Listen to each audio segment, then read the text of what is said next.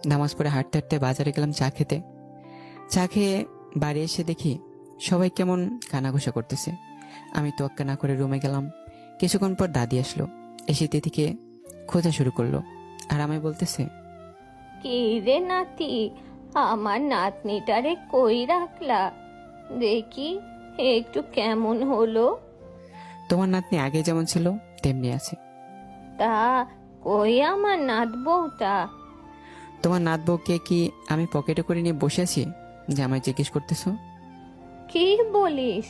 ও তো বের হয় নাই, আমরা তো মনে করলাম তুই রুমে, তাই এদিক আসি নাই। কি বলো? আমি তোকে ঘরে রেখে নামাজে গেলাম, তারপর সারা বাড়ি তোকে খোঁজার ধুম পড়ে গেল।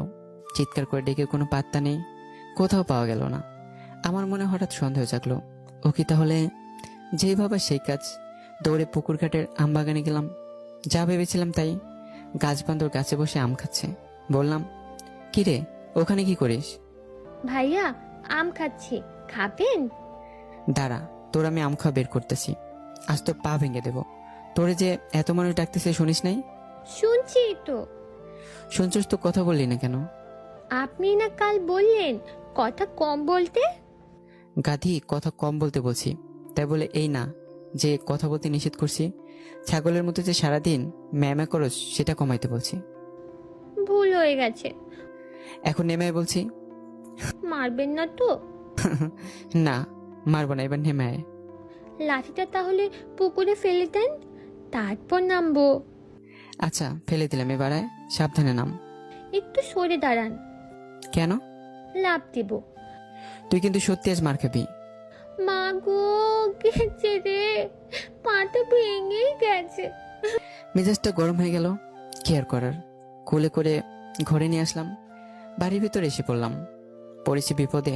সবার মুখে এক কথা, কি ডাকাত ছাড়া সেরিডারে কি করছে।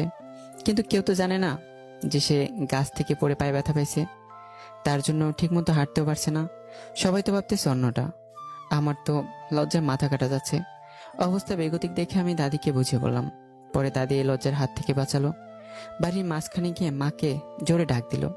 মা সামনে আসতে মাকে বলল, বৌমা দেখো তোমার ছেলের বউয়ের কাণ্ড। এই সকালবেলা গিয়ে গাছে উঠে কেমন পাটা ভেঙে আনলো। এটা শুনে মা দৌড়ে আসলো। তোরে কতদিন বলছি গাছে উঠবি না, তারপরও কেন আমার কথা শুনিস না? দাঁড়া, আমি এখন তোর মাকে ফোন দিতেছি, বলবো তুই গাছে উঠে পা ভাঙছিস। কিরে বেহাইয়া, হাসতেছিস কেন? আজ থেকে তো তুমি আমার মা, তুমি আবার কাকে বলবা? মায়ের মুখে একটা খুশি রেখা ভেসে উঠলো। তখন মা বলল, তোকে কে বললো? নীলয় ভাইয়া বলেছে, আরো বলেছে। সাথে সাথে দাদির মুখটা চেপে ধরলো। আর আমি দৌড়ে ঘরের ভিতর চলে গেলাম। মা মুচকি এসে চলে গেল। কে রে, তুই নিলয়কে ভাইয়া বলে ডাকিস কেন? কি ডাকবো তাহলে? ভাইয়া হয়তো ভাইয়া বলেই ডাকবো না। দূর পাগলি, স্বামী কি কেউ ভাইয়া বলে ডাকে? কি বলে ডাকবো? কিছুই ডাকতে হবে না, আপনি করে বলবি। আর বেশি দরকার হলে আকার ইঙ্গিতে ডাকবি। কিভাবে? এই যে শুনছেন, ওগো শুনছেন, এইভাবে। ও আচ্ছা, ঠিক আছে। তারপর আমাদের গোসল করে চেয়ারে বসিয়ে রাখছে। বান্দর কি আর সভ্যতা বোঝে? তিথিও তেমনি, একবার এদিকে দৌড়াচ্ছে তো আরেকবার ওইদিকে। একবার তো শাড়ি খুলে এসে নাচানাচি শুরু করছে। মা আবার তাকে দমকে শাড়ি পরে আমার পাশে বসে দিয়ে গেল। তিথি এখানেই থাক, উঠবি না, আমি একটু ওই দিকটা দেখে আসি বলে খাবারটা দেখতে গেলাম। কিছু দূর যাওয়ার পরেই তিথি চিৎকার করে ডাকতেছে। ওগো শুনছেন? মাথাটা দিল গরম করে। পেছন ফিরতেই আবার বলতেছে, ওগো এদিকে একটু আসেন না। বাড়ির মধ্যে সবাই আমার আর ওর দিকে তাকাচ্ছে আর হাসছে। বলির পাঠার মতো আমি শুধু দাঁড়িয়ে আছি আর দাঁতে দাঁত কামড়াচ্ছি।